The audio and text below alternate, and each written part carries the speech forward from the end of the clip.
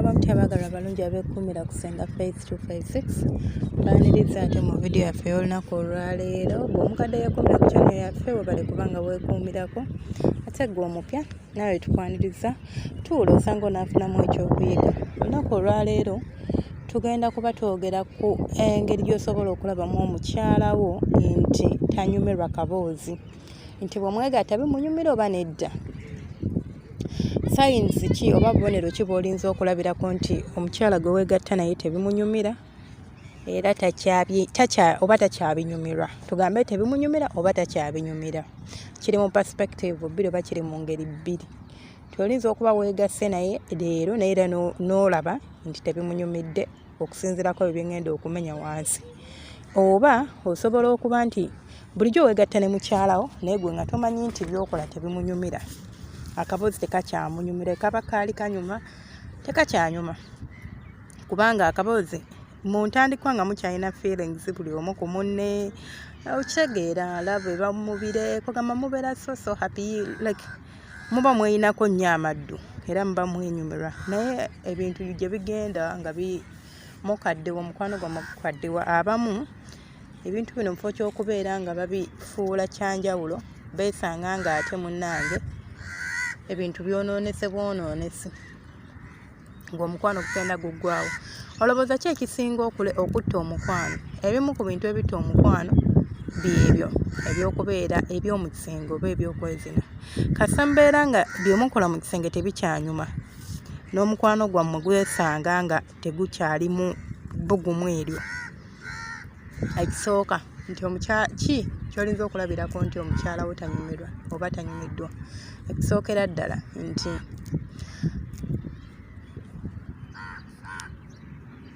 tatuuka ku ntikko. Omukyala yenna bwe muba nga muli mu kaboozi oba nga muli mu kwezina atuuka ku ntikko w'aba nga anyumiddwa, kubanga era by'oba omukola biba binyuma bimuwaliriza okutuuka ku ntikko oba okumala. Namba 2, afa nnyo ku ggwe okumala.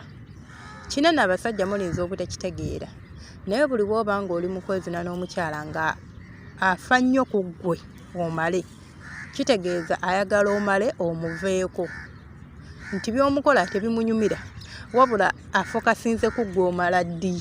Okitegeera omala ddi, ekyo akazannyo kaggwe kugamba bikome. Naye abasajja abamu mulinza okukibuusa amaaso oba olinza obutakitegeera n'ogamba anjagala nnyo ky'ovulaba ayagala okulaba nga nkola ki nga ntuuka ku ntikko oba nga mmala.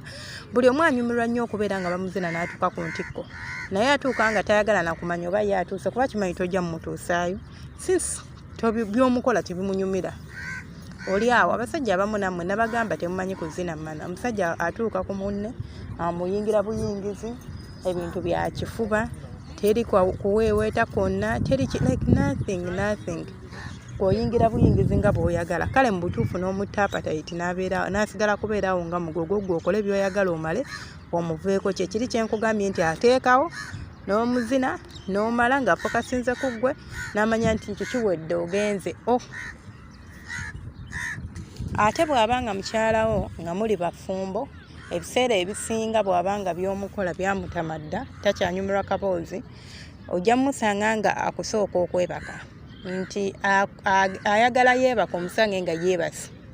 Oluusi abamu abakyala balina tendensi nga tomuzuukusa, nga tosobola muzuukusa oba okitegeera kugamba akusooka okwebaka. Omuntu ng'akwesunga tasobola kuleka awo ye n'agenda nayeebaka. Ayagala mugende mu buliri mwenna mweromansinge, mwenywegere, mwezine kubanga akyesunga. Naye kati takyakyesunga, tekikyamunyumira. Kitegeera. Ekirala, mukyalawo muba mumaze okwezina amala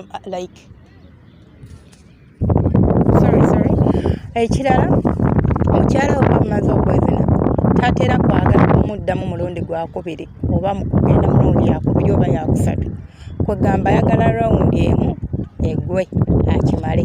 Ate bw'aba yeewaliriza n'agenda mu rawundi ey'okubiri ayagala era rawundi eyo oluggwa temwongerako. Nabagamba nti Abaganda bagamba nti omuntu ng'awoomeddwa leka akiddiŋŋana kyakola. Ekyo kiri obvious nti ekintu singa oba okyagala ogenda kwesanga ng'okiddiŋŋanye. Singa omuntu omuzina oba mukyalawo omuzina ebintu nga bimunyumira nkakasa nti ogenda kwesanga nga mu butuufu ayagala mukiddemu tayagala kikome, ayagala mubeerawo nga mwezi na kubanga byokola bikola ki bimunyumira. Naye ate singa weesanga nga byomukola tebimunyumira, ayagala tasobola kuddamu raundi yakubiri, ayagala raundi emu ekintu kibeere nga kiggwa like nkuwonye oba okitegeera. Ensonga endala gy'olinza okulabirako nti girlfriend oba mukyala wo takyanyumirwa kwezina nti takyakutandika. Abakyala oba abaami abali mwina abakyala abamu nga bo aba ayagala asobola okugamba, waliwo abamu abeefuula nti ye tasobola, sinabeefuula oba ngambe ki, sagala kiyita nti beefuula, wabula waliwo abakyala nga ye tasobola kusaba mwami we era nga talinza mugamba nti mwami wange ennyonta ya kabozi ennuma, ng'abeerawo ne yeekuniza gw'alina okusoma embeera. Kati then waliwo abakyala nga ye bw'aba ayagala ajja n'akulumba n'akutandika n'akunywegera n'akuweeweta n'akuteeka mu mbeera ne mwesanga nga mwezinye ne bw'aba takugambye, ng'ate abamu bo asobola n'okujja n'akugamba nti mwami wange mpulira njagala twezine oba mpulira nkuyoya tugendeko mu kisenge tugguse ensonga eno. Kati weesanga nti ebyo bye yalinga akola luli singa yali abikola nkwata bulungi, bw'aba yali tabikola then togamba nti bw'aba yali tabikola, manya bw'aba yali abikola ojja kwesanga nga kaakati akaseera kano takyabikola, takyafaayo, gwalina okumunoonya buli ssaawa, gwalina okumutandika buli ssaawa, naye ng'ate oli yajjanga n'akutandika kwegamba nga binyuma. Then ensonga endala gy'olinza okutunya n'omanya nti mukyalawo takyanyumirwa kabozi oba girlfriend wa kabozi takanyumirwa kemukola nti weesanga nga ebiseera ebisinga waliwo abakyala nga tamala nako like nga tagguka, ensonga tegguka, osobola omuzinamuko omuzinye nagamba nkooyo oba neyekwasa wa ensonga like nemukoma wakati mu nsonga nemukikomya halfway nawulira nga yabikooye.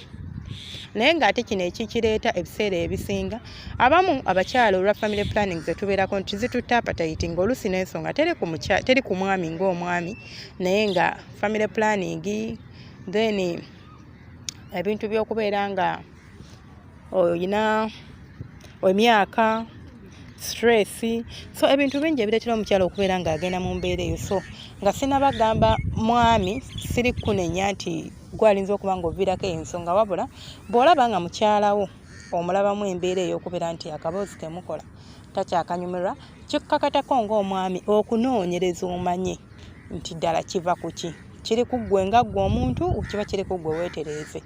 By'omuzina tabyagala mutuule, nabagamba communication mu mukwano kirungi nnyo, mutuule mwogere mubuulire byayagala nawe mubuulire ky'osobola okukola. N'omugamba naye mukyala wange ndaba nga gwe atakyagala, nsaba twogere ng'abantu abakulu, saagala nkubuuze weefuule nti okay, njagala ombuulire openly, sijja kunyiiga, this is the whole point, njagala twogere. Ng'omaze omunnyonnyola ajja kuba akubuulira. Oba waliwo weetaaga fixing era ojja fixingawo. Bwe kiba nga kya stress mubuuze ki ekiku stressinga mukifixing oba kiba kisobola okukolebwako kikolebweko kiveewo, so mbeere nga musobola okunyumirwa. Bannange okwezina kunyuma singa omuntu gw'oli naye byakuzina obyagala. Kale munzikirize nkome wano, teweerara subscribinga, kulikinga n'okukomentinga, sharinga vidiyo eno ebeere ng'esobola okutuuka ku balala. Nja kuba nkomawo ne videos endala, Mukama abankuumire temujjanga okwo.